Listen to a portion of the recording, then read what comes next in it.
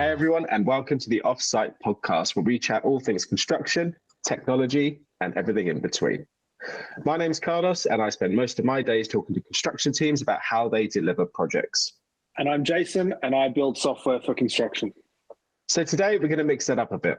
We've shared our first few pods with some close mates in the construction industry, and they're keen to hear a bit more about new startups in the space. So Jason, what have you got for us today? So yeah, Carlos, like you said, the feedback we got from the first few people that listened to our attempts at a podcast basically said that in construction, it's kind of like a bubble. Then they don't get to hear about the startups that are constantly coming to try and make this like wave of innovation that everyone's always talking about happen.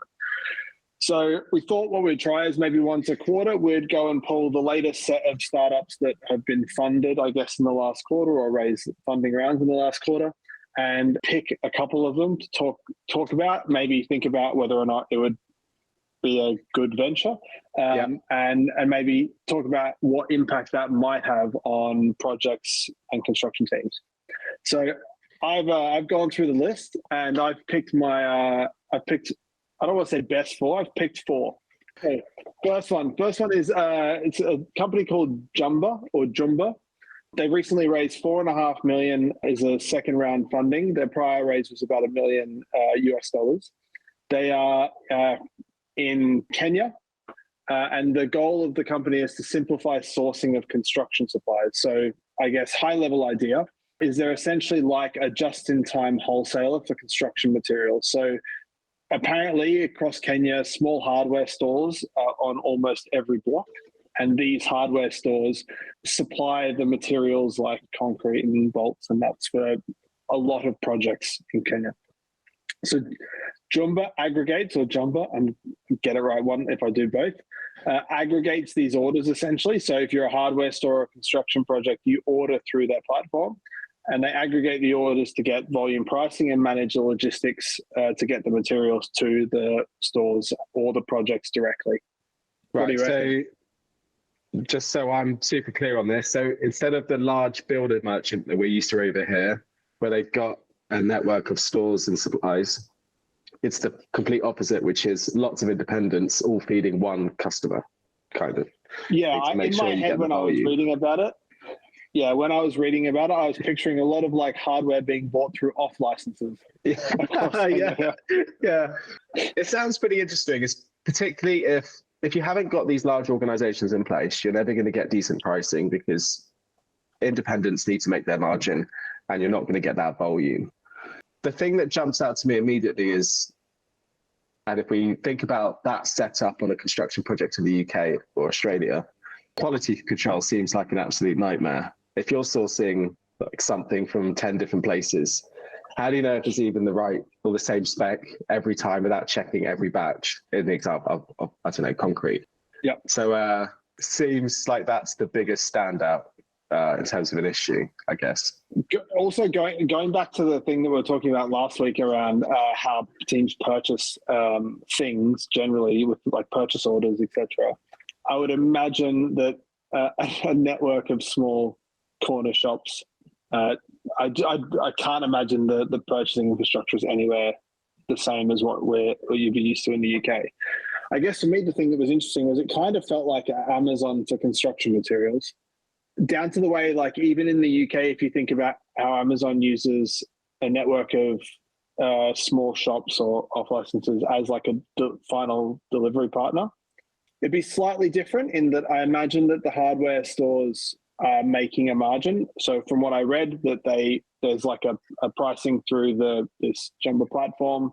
The hardware store can sell at their margin and make a margin on the sale. But I'd be worried if I was one of the hardware store owners that essentially, as this platform scales, you can imagine the margin gets kind of squeezed out of the whole thing and then they end up just essentially being a delivery depot.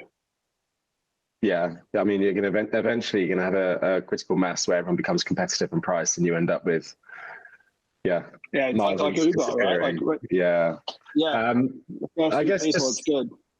To spin it, they've obviously done quite well. It's the second raise and it's multi-million dollars. So there must be some traction. I can imagine over here, if you get works done on your house, the builders are always shooting off to the shops to buy various bits and pieces. It's not the same purchasing as a big project, obviously. So there's probably this market in the non-infrastructure critical government project space where it could actually be really useful. So it's an interesting concept. And there's not really the equivalent here of a platform that sources from multiple vendors that I'm aware of. There's just, you pick your builder's merchant, they give you a discount or a trade price and off you go. So in Australia, it's even more concentrated. You go to Bunnings and that's it. Giant warehouses that you just go and sell everything that you could possibly need. Yeah, okay, I wouldn't like to be the commercial lead on that project, dealing with all the purchase orders and costs. Like you said, QA and trying to put records together. I don't know. Yeah. All right. The second one is a company from the US. It's called Rivet.work or Rivet. The domain is Rivet.work. They raised 5.6 million, which takes the total raise to date to 8.2 million.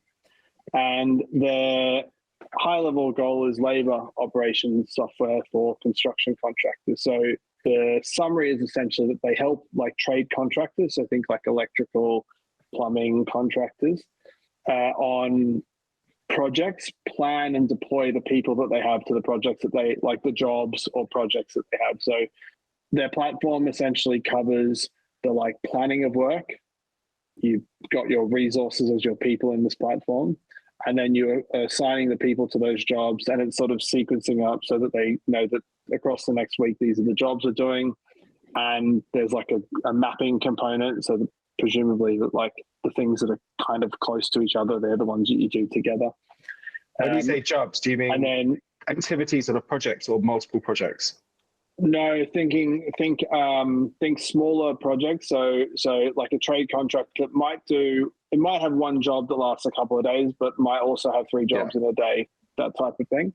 And so they can schedule the work, essentially get that into like a to-do list to all the people, and then have them log that they've done that thing.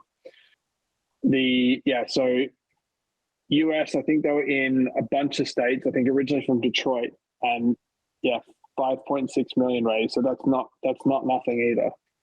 There's definitely a space for that type of process that I've not seen tackled here, where each morning you've got your superintendent or your senior foreman on site going, right, you 3 guys are on this task and you 3 guys are on this task. So most people resource load a program saying, I need 3 Sparkies and 3 concreters, but they don't say who's going to be there. And we make assumptions on who that probably is going to be because they're in a gang and they're led by supervisor X. So I can imagine there's definitely a space here, which sort of validates it as sounding like quite a useful app. Because at the moment, that's all done verbally, as far as we're aware on projects. And we've had requests to be able to do something like that, which is ultimately building out a site diary at the end of the day too, because it shows who did what and where. Looking at the platform, it's clear that they have this niche of like trade contractors as their customer, which, a decent bunch of people in a company going to potentially multiple jobs every day. So there is like a forecasting and then assigning. Like a Danny Sullivan or one of the big Labour guys here, that sort of thing. Yeah, probably. Yeah, I was surprised. I don't know. I'll send you through the link here, but I'm surprised by the interface of the system. It kind of looks, it's hard to throw stones because our early versions were not beautiful at all. But it looks pretty dated. I don't know if you've got it there. Going to what you were saying, which is like, if you just think about this similar problem in larger projects, I'm somewhat surprised it's not a solved problem, but it's also very hard. Like there are platforms like Assigner and Bridget Bench, which one's US, I think the other might be Australian, I can't recall, which tried to do what you described, which is some amount of, instead of just saying I need 3 electricians, saying it's these 3 electricians. But if we think about how labor gets allocated on a typical construction project, that labor allocation, I don't know, in my experience, happens on the day almost, the morning of the pre-start. Yeah, I've seen it in utilities a lot. So you get like a bunch of tickets effectively, which is, this is your to-do list. And there's a system that basically plans out, right, you're in this area, so you could do these 4 things.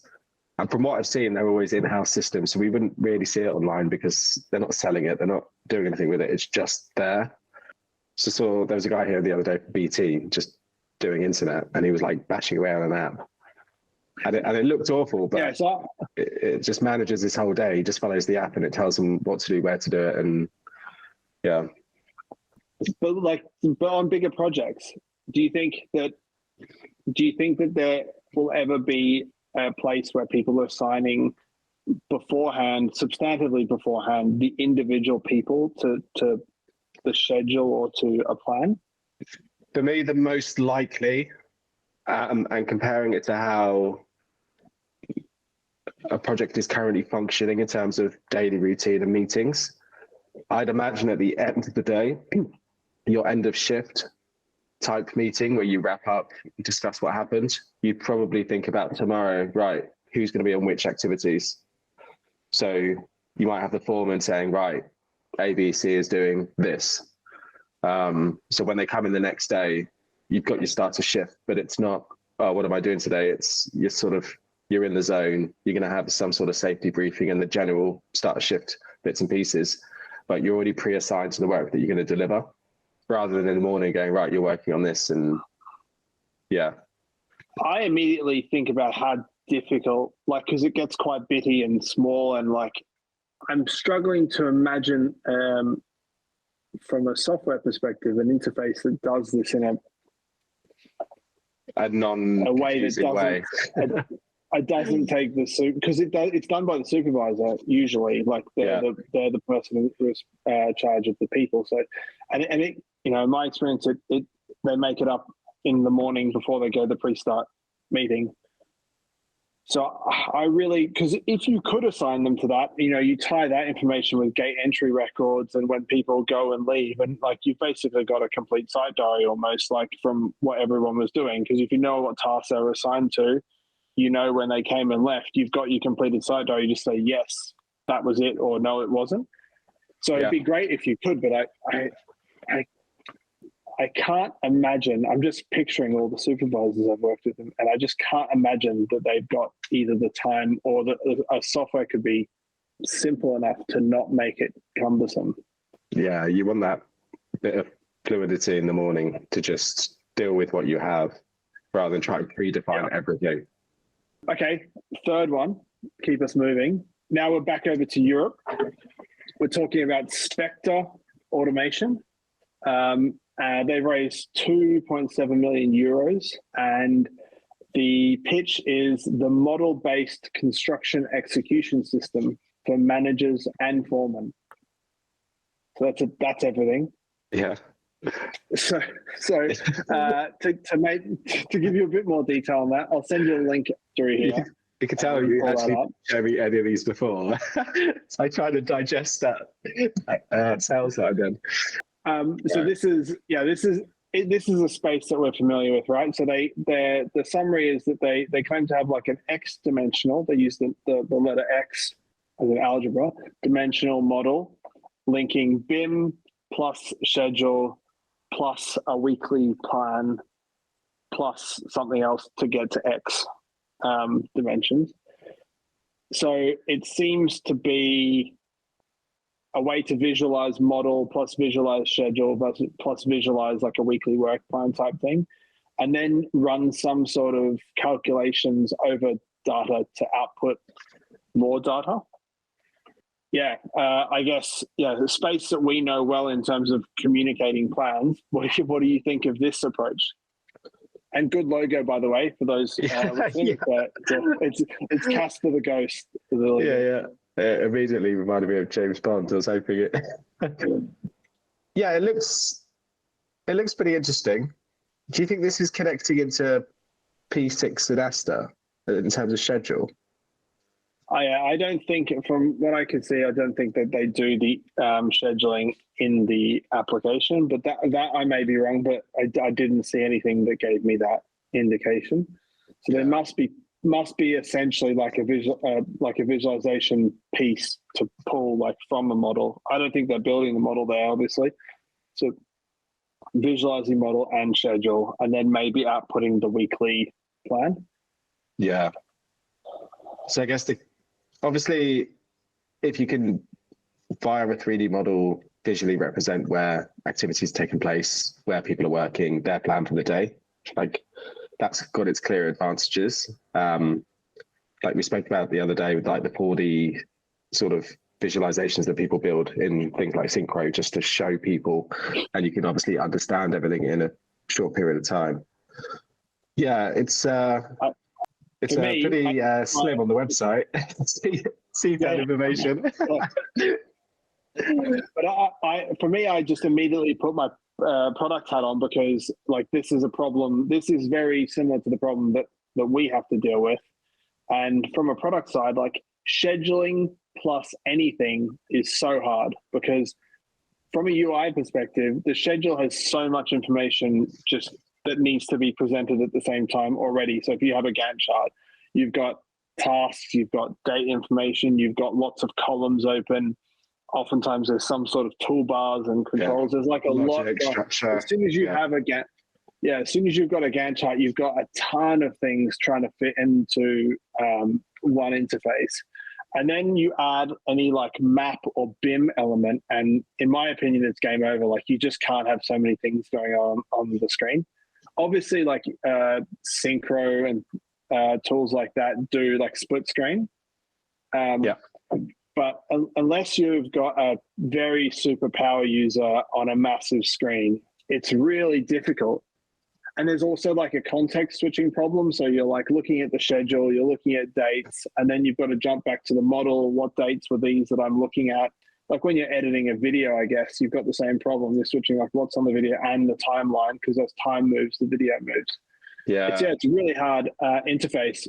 And they're going after, their goal is to target foreman as or user. There's lots of sort of ideas or tools that sound nice in theory, but if you immediately place yourself on site, and we have the benefit of doing that because we worked on construction projects, it's almost like the crazy box to think that everyone will be in something like this every day. What will not be that simple BIM model related system to say like allocating works out on site. It's it works lovely and really well on the like 30-inch MacBook screen in your office for the developer.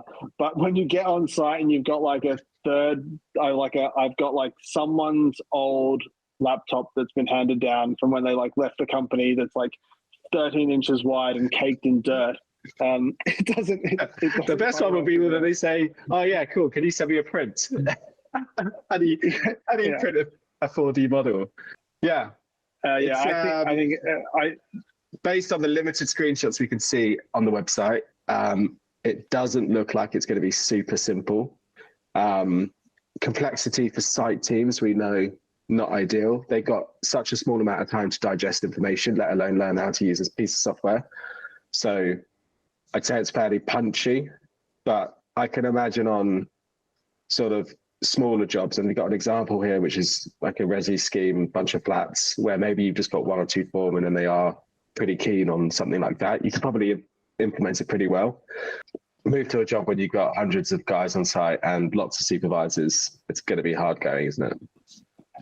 How many small resi like jobs have linked 4D schedules? Do you reckon? This is the first one I've seen. Yeah, I've got that experience in small resi schemes. I would bet it's like a handful. Anyway, super tough challenge. Good luck to them. So final one is the big one. So company is called Kewazo, spelled Kewazo. They're from what appears to be Germany, I think Munich. And I'm going to send you a video which Joe and the team might need to edit in here. The first sort of 20 seconds, I'll let you watch it.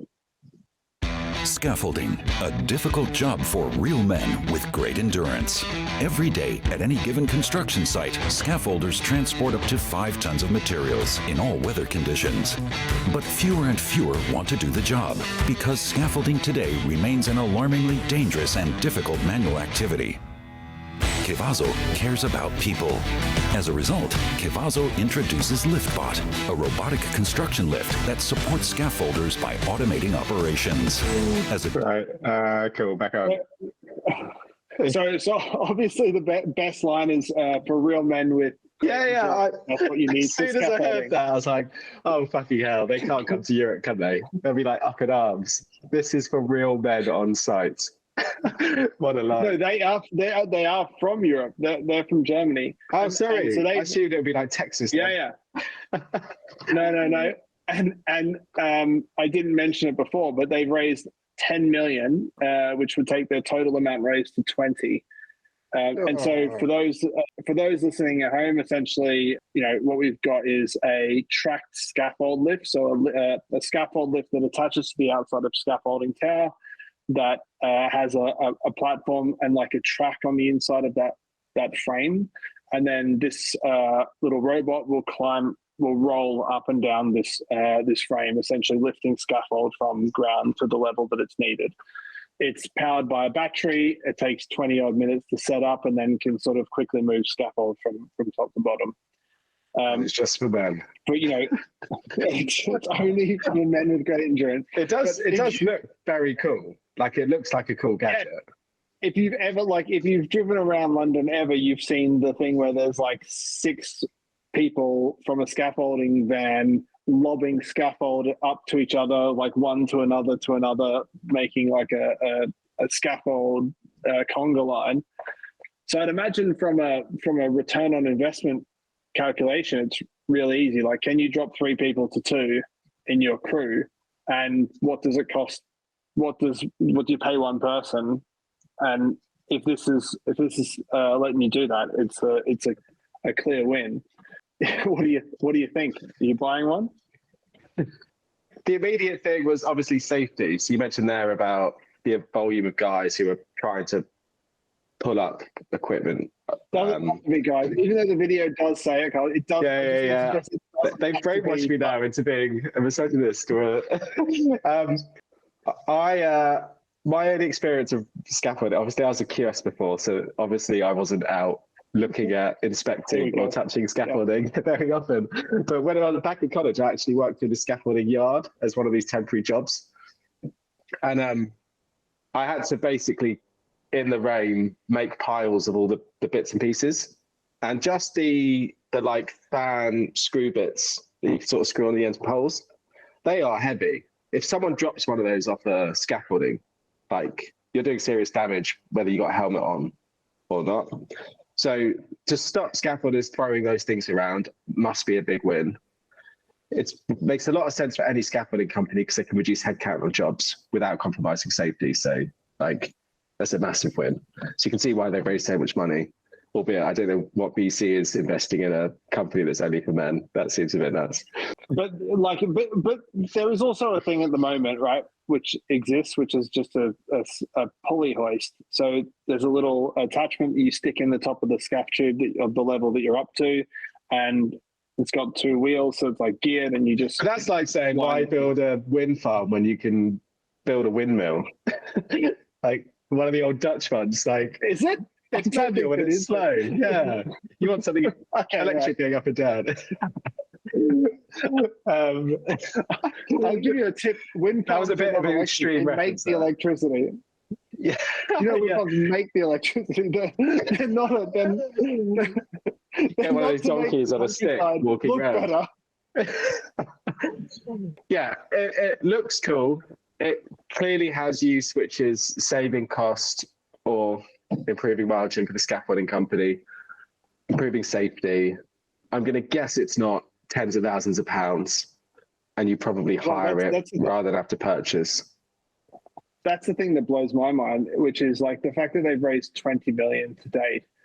Just from the economics of that working, you'd have to be projecting like a massive market, like global scaffolding market or something, and pretty big margins, because like even if it is expensive, it's expensive to make. It's got a battery in it, it's got a motor in it.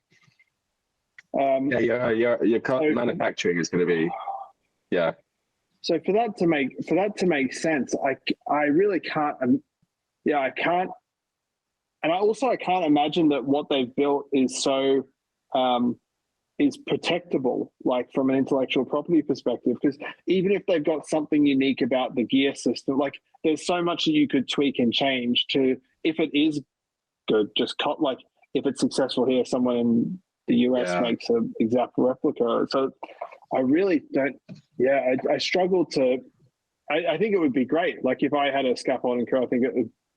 Yeah. If you were on site now on an infrastructure project in the UK, do you think you could just say, get me one of those and install it? Or do you think there's going to be all sorts of hurdles and safety and documentation? I think the first time you do that, like whenever you commission a crane or anything that lifts anything on a construction site, you have to commission it. And I don't know what it's like in the UK because I've not commissioned one there, but in Australia, you get like a body that comes to inspect that your thing is ready and commissioned and signs it off. So I don't know whether this would get classified as like a lifting device or a crane, because if it does, then it's definitely not 20 minutes. So hopefully it isn't. I'd imagine it's no different to like a normal pulley lift or something. But yeah, you can imagine it's got fail safes built in, like too heavy, or it's not stacked in the right way. But even that, then you've got to keep getting it. It's got to keep getting inspected or whatever, because if something like that breaks and then drops and a piece of scaffold drops, so you could imagine someone in a safety team taking it to the nth degree and making it too hard to purchase, but or hire or whatever.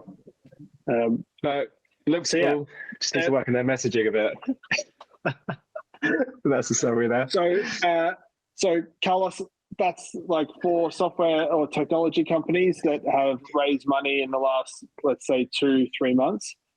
Yeah, I think it's an interesting overview of like the breadth of what is construction technology, and I guess the places people find problems or things that need solving, and the different ways that people go about solving them.